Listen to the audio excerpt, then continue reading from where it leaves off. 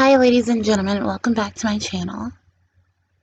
I wanted to welcome you. My name is Homad and you have stumbled upon my weird little corner of the world and I wanted to welcome you. Today I'm going to be talking about the Hypergamous Hoe and how it correlates to sex work. The Hypergamous Hoe is someone who gainfully enriches his or her life through sex work. You never really know who this person is. They could be a neighbor, they could be a relative, they can be a coworker. Either way, this person has chosen to enrich their life in a different way by taking on sex work as a career or a job. In this episode, I'm going to go over basically just things that a hypergamous hoe does and keeps her mind focused on. The first one is she refuses low-value clients. Basically, low-value men bring down your bottom line. A lot of them will contact you through email or text, will call you and schedule an appointment, but really they're trying to get a discount or they're trying to waste your time. And Hypergamous Hoe does not have any time for that noise. A lot of them are also looking for a bargain. They will ask for a discount. They want to see you very badly. They want to spend time with you, but they don't want to pay your rates. A lot of times they're basically just broke dusties who are bored and, please refuse to see them. They're not going to do anything but bring down your bottom line. They're going to waste your time. And nobody wants to be slapped in the face with a lower rate than what they're asking for. My next point is she keeps her value high. A lot of people think it's a joke that a prostitute or a sex worker would even want to keep their value high because they consider all sex workers to be low value.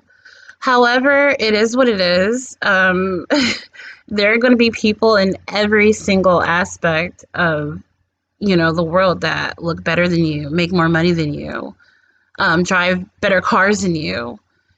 There is a hierarchy no matter what we want or think, and it's hard to ignore that. But to keep your value high is to remain exclusive. Even throughout this crisis, this pandemic that we're having right now, it's keeping your prices high or keeping them at least above a certain range. The next point is she values her time. She doesn't allow non-paying clients to soak up her energy. She pre-plans her days, things like that. Time is very valuable for a sex worker. You want to come off as professional as possible at all times. You want to show up on time. You want to show up to your Skype shows on time. And your time is very valuable as well. I know sometimes the most annoying thing that could happen as a sex worker is when you're sleeping or you've been logged on all day online and all of a sudden one of your clients wants to hit you up at 3 o'clock in the morning. And you're like, where were you 4 hours ago when I was awake, So your time is also valuable. My next point is that she maintains her feminine energy in her space at all times. That means keeping your house clean of clutter, dust-free in every sense of the word, including men that you invite over. She invests in a weekly ritual, maybe going to the spa, maybe she has a yoni cleansing or steam, a bubble bath. I mean, whatever you guys want to do, to maintain your feminine energy is very, very important in this industry. Why is it important? Well, as a sex worker, you're dealing with energy exchange and you're getting money for that. But that's all. Now, I'm not saying that sex work doesn't enrich us in other ways, because it absolutely does.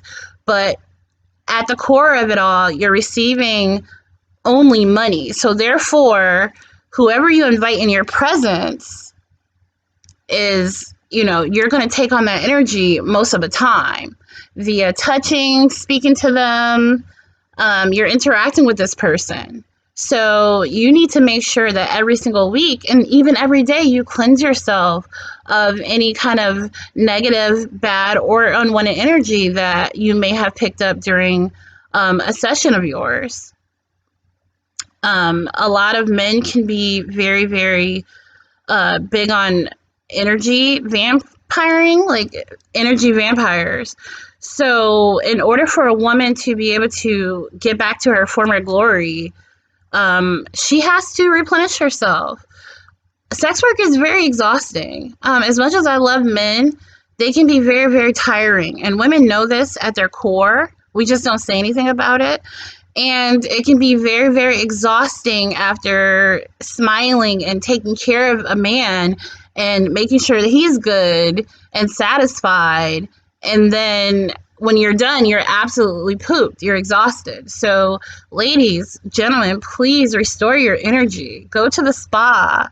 Go shopping with your girlfriends. Have a bubble bath. Whatever it takes. It's very, very important for you to do that to avoid burnout. And you do not want to go through burnout. Burnout is horrible. My next step is don't let judgment cloud your vision. The Hypergamous Hoe doesn't let judgment cloud her vision. She doesn't really give a shit what anybody thinks about her at her core.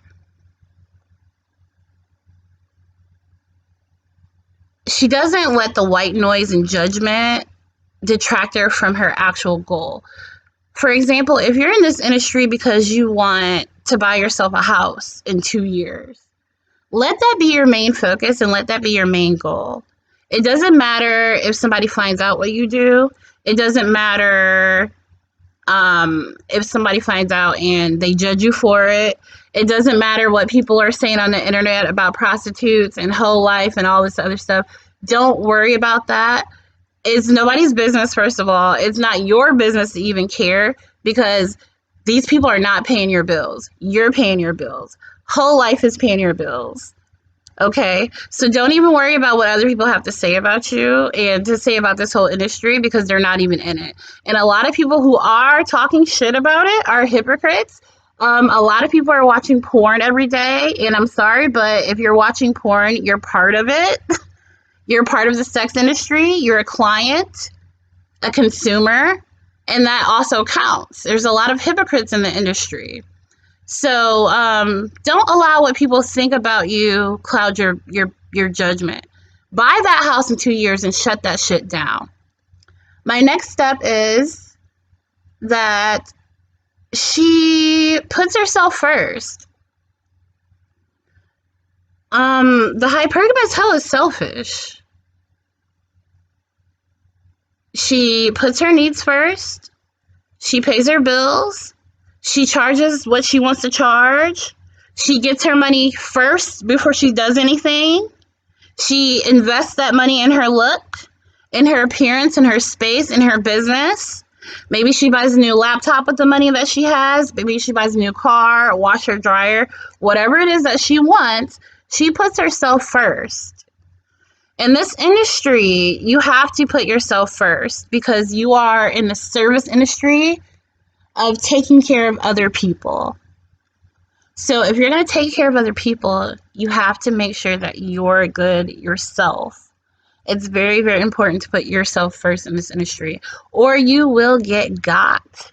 There are men and women, mainly men, in the industry who are seriously looking to scam the shit out of you, girlfriend, okay? They want to scam that ass.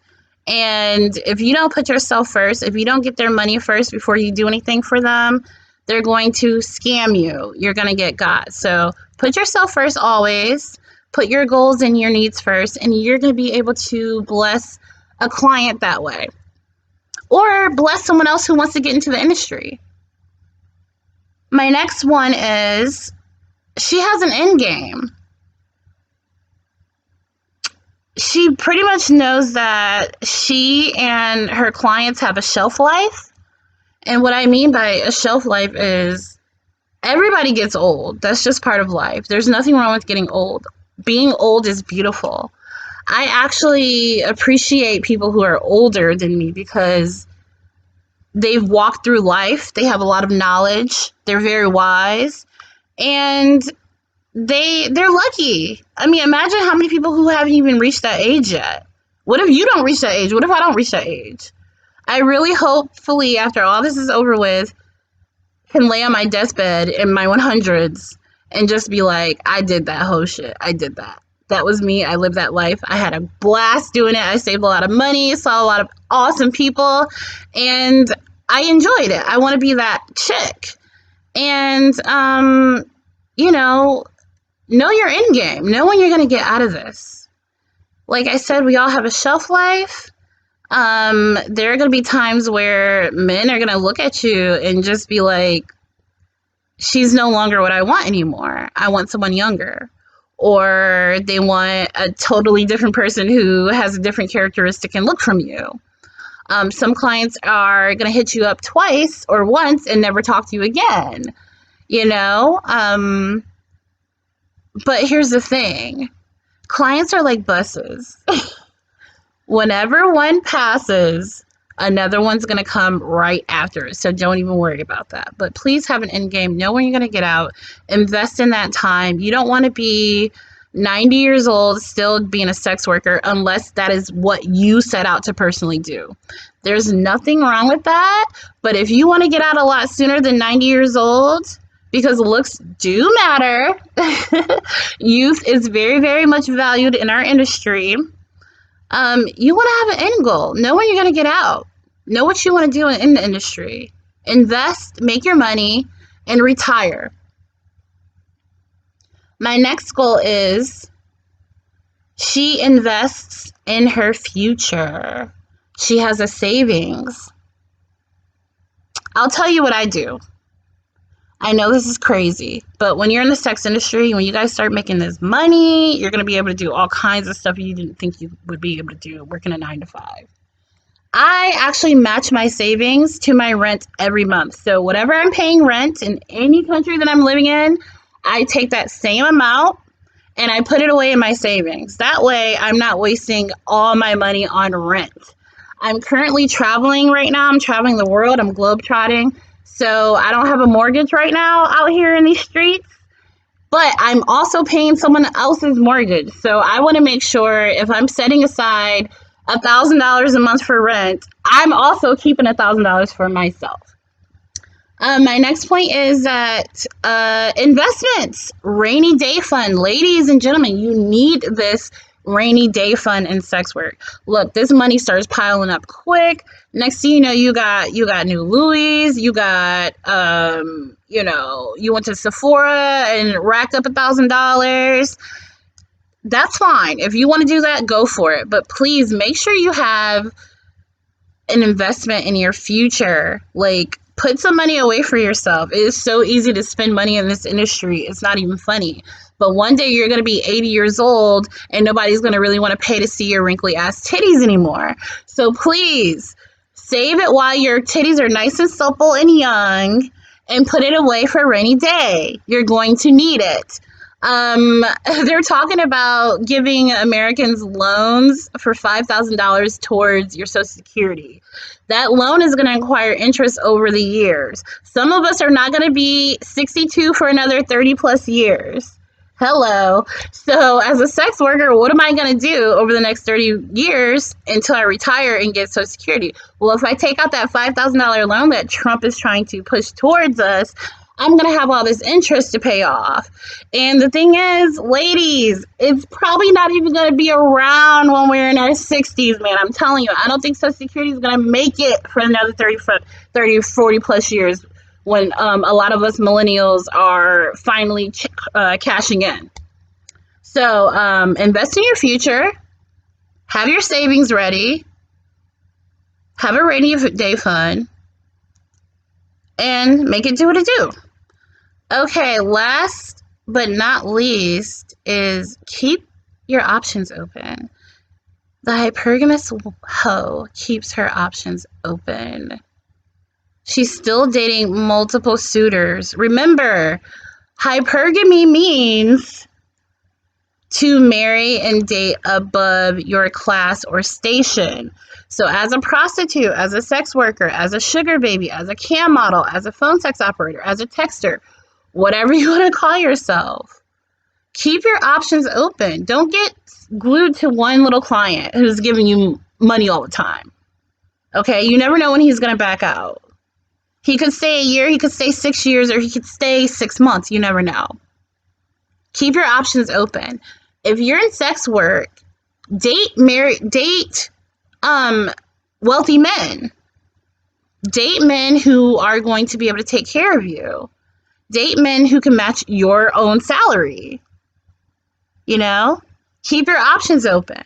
Eventually, if you want to get married and you're doing this for hypergamy reasons, as an escort, as a prostitute, as a sex worker, a cam model, eventually you're going to marry somebody who makes more money than you do. So keep those options open, ladies. I hope you enjoyed my video. Please subscribe to my channel.